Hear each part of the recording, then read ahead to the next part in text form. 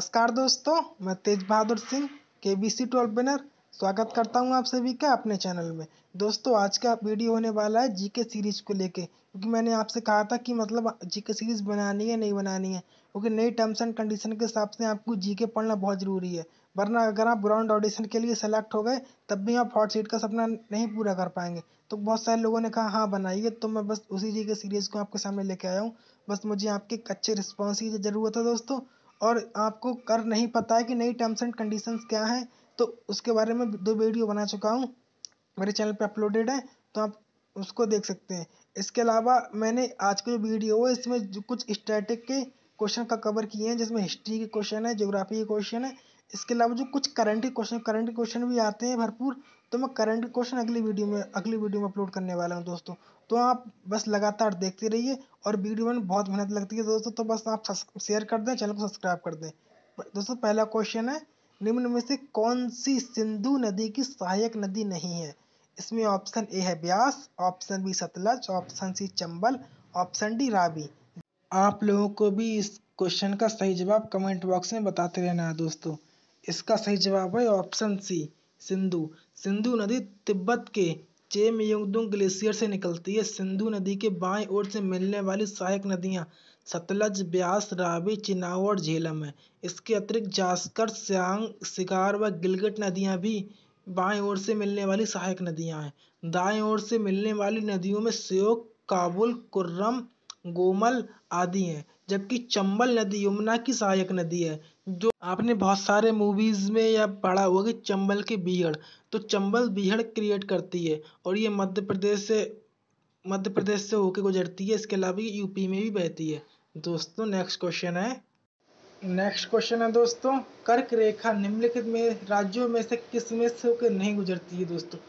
कर्क रेखा भारत के बीच से गुजरती है दोस्तों। तो ऑप्शन है राजस्थान, मिजोरम, त्रिपुरा, मणिपुर। तो आपको बताना है इनमें से कौन से नहीं गुजरती है दोस्तों।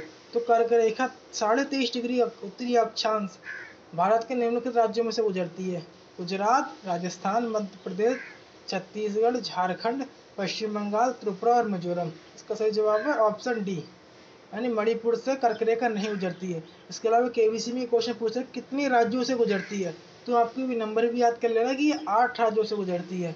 क्वेश्चन ये भी बन सकता है। इसके अलावा एक और क्वेश्चन बनता है कि कर्क रेखा को 2 बार काटने वाली नदी कौन सी है? इससे जवाब साबरमती, जो गुजरात में बहती कर्क रेखा को 2 बार काटती है। इसके अलावा एक और क्वेश्चन बनता है कि भूमध्य रेखा को 2 बार काटने वाली नदी वो कांगो नदी है, और मकर रेखा को काटने वाली 2 बार नदी वो लिम्पोपो नदी है। आपको इनको भी याद रखना है दोस्तों। नेक्स्ट क्वेश्चन है, भारत की मुख्य पर्वत श्रृंखलाओं में ये शामिल नहीं है। जो भारत के जो मेन पर्वत है उनमें ये शामिल नहीं है। Option A Vindhya, option B Hindu Kush, option C Satpura और ऑप्शन डी अरावली। तो आप उसकी ये भी याद कर लेंगे कौन कौन से स्टेट में है। तो इसका सही जवाब है ऑप्शन बी, भारत हिंदुकुश। भारत की मुख्य पर्वत श्रृंखलाओं में शामिल विंध्य, सतपुड़ा, अरावली आदि हैं। सतपुड़ा मध्य भारत में स्थित है, जो गुजरात से लेकर छत्तीसगढ़ तक विस्तृत है।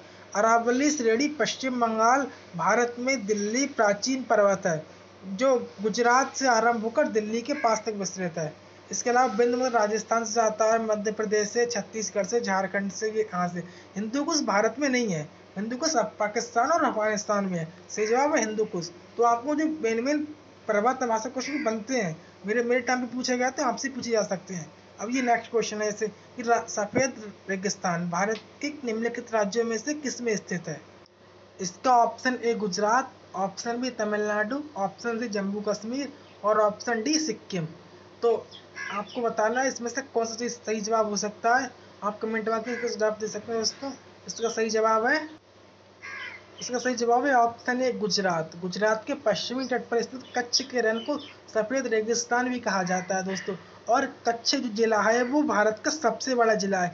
इसके अलावा यहाँ से एक और क्वेश्चन अभी जो पिछले सीजन में बना था कि मतलब जो घुड़कर है वो कहाँ मिलते हैं। तो घुड़कर होते हैं जो मतलब वहाँ पे बोझ ढोने काम आते हैं राजस्थान में, वो सॉरी कच्छ में सबसे ज़्यादा नमक निकलता है, तो वहाँ पे घुड़कर था। ये क्वेश्चन बना था। इसके अलावा कुछ और डिटेल, कच्छ का रण सफेद लवणीय मरुस्थलीय रेत के लिए इसलिए सफेद कहा जाता है दोस्तों। नेक्स्ट क्वेश्चन है, निम्नलिखित में से कौन सा देश क्षेत्रफल के अनुसार सबसे छोटा है? मतलब ये सबसे छोटा नहीं, मतलब इन ऑप्शन में सबसे छोटा है।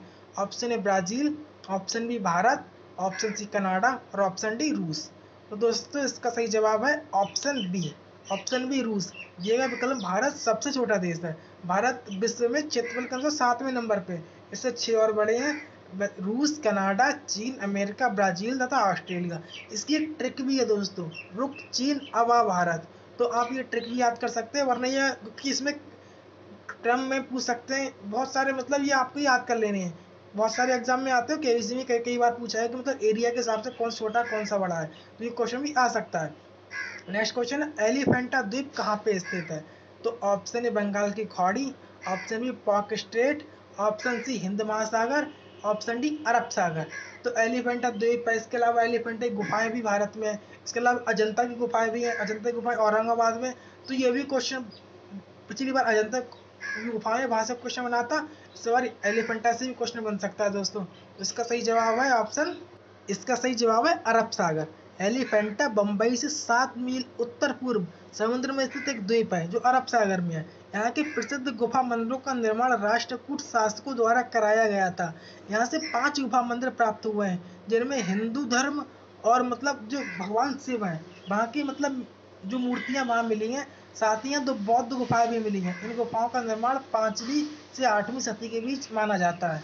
यहाँ त्रिमूर्ति शिव की मूर्ति भी प्राप्त हुई है दोस्तों। नेक्स्ट क्वेश्चन है, प्रसिद्ध बृहदीश्वर मंदिर कहाँ पे स्थित है? इसका ऑप्शन है Telangana, option B Kerala, option C Karnataka, option D Tamil Nadu.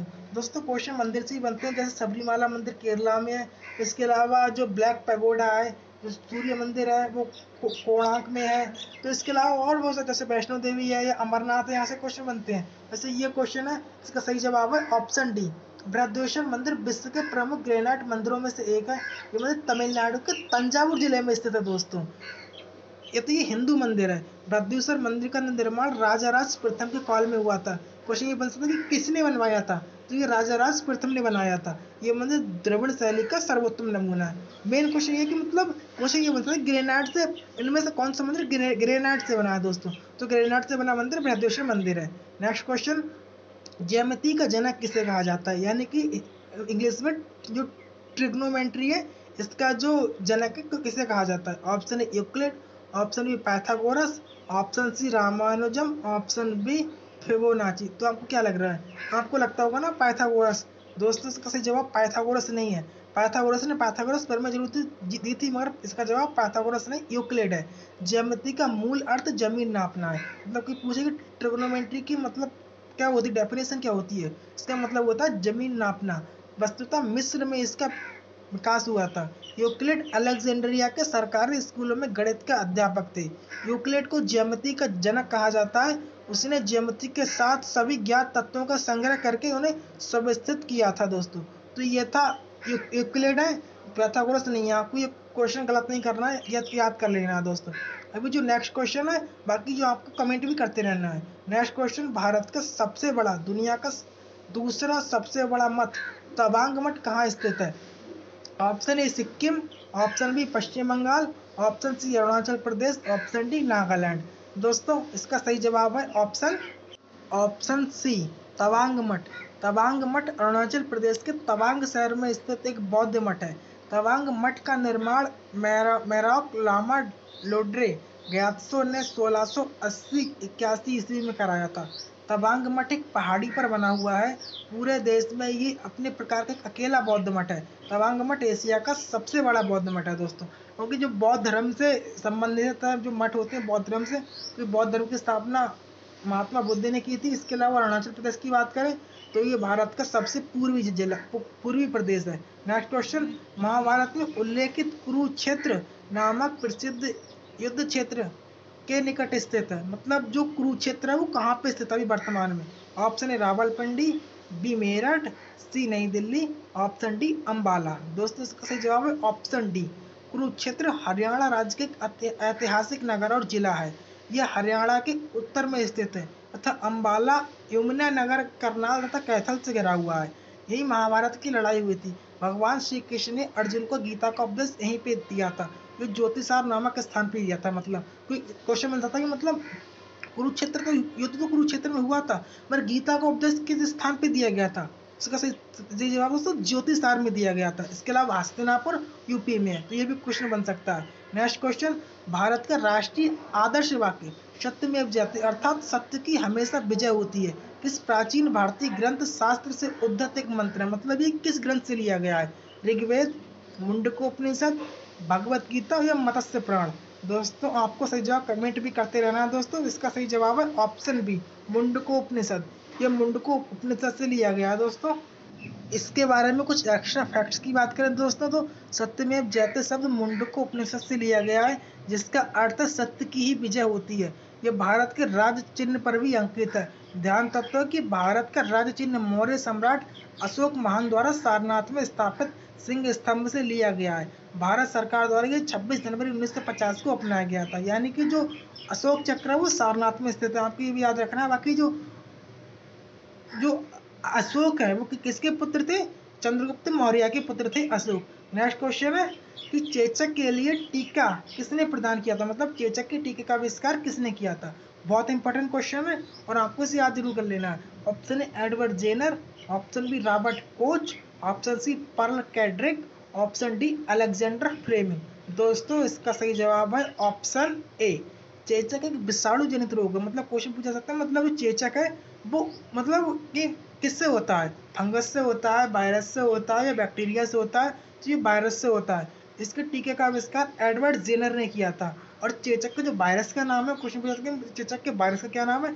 इसके वायरस का नाम बेरियोला है। बेरियोला नामक वायरस से ये होता है। नेक्स्ट क्वेश्चन, जीका वायरस किसके द्वारा मनुष्य में संचारित होता है? मतलब जीका वायरस कौन फैलाता है? जीका वायरस के बहुत सारे केसेस इंडिया में आते हैं, मेनली केरला से तो आते ही हैं। तो ये इसके ऑप्शन ए चूहा, ऑप्शन बी मच्छर, ऑप्शन सी झींगुर, ऑप्शन डी खरगोश। तो आपको बताना है इनमें से कौन सा जो जीका वायरस को फैलाता है। दोस्तों इसका सही जवाब है ऑप्शन बी, ये मच्छरों द्वारा फैलाया जाता है। जीका वायरस एडीज मच्छरों द्वारा मनुष्य में संचारित किया जाता है।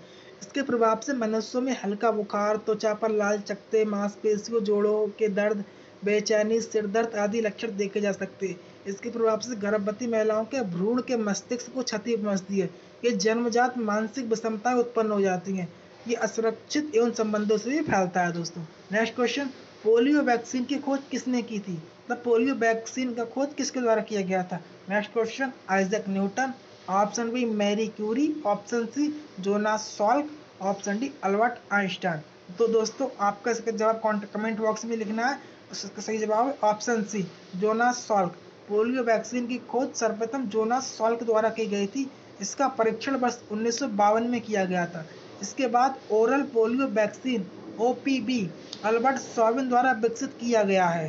पोलियो वैक्सीन एक विषाणु जनित रोग है जिससे मुख्यतः बच्चे प्रभावित होते हैं। तो आपके लिए क्वेश्चन है कि आपको बताना है कि भारत पोलियो मुक्त कब हुआ और अगर नहीं हुआ है तो कब होगा। क्वेश्चन इंपॉर्टेंट है और बनता है क्योंकि अमिताभ बच्चन है वो पोलियो वायरस की जो खुराक लगती है उसके ब्रांड एम्बेसडर हैं। तो यहाँ से क्वेश्चन बनने की पूरी संभावना है, क्वेश्चन बन भी सकता है। तो अब दोस्तों नेक्स्ट क्वेश्चन है और आपको एक क्वेश्चन दोस्तों लिख लिया, अगर पास टाइम हो तो लिख लीजिएगा। नेक्स्ट क्वेश्चन, नर्मदा नदी का उद्गम स्थल कौन सा है? ऑप्शन ए अमरकंटक पहाड़ियाँ, ऑप्शन बी सह्याद्री पहाड़ियाँ, ऑप्शन सी मैकाल पहाड़ियाँ, ऑप्शन डी नीलगिरी पहाड़ियाँ। दोस्तों इसका सही जवाब आपको बताना होगा। सही जवाब है ऑप्शन ए नर्मदा। मतलब ऑप्शन ए नर्मदा नदी का उद्गम स्थल मध्य प्रदेश में स्थित अमरकंटक पहाड़ियाँ हैं। यहाँ से निकलकर पश्चिम की ओर ये नदी की लंबाई है 1312 किलोमीटर। प्रवाहित होते हुए नर्मदा नदी अरब सागर में मिल जाती है। ये नदी विंध्य एवं सतपुड़ा श्रेणियों के मध्य भ्रंश घाटी से होकर प्रवाहित होती है।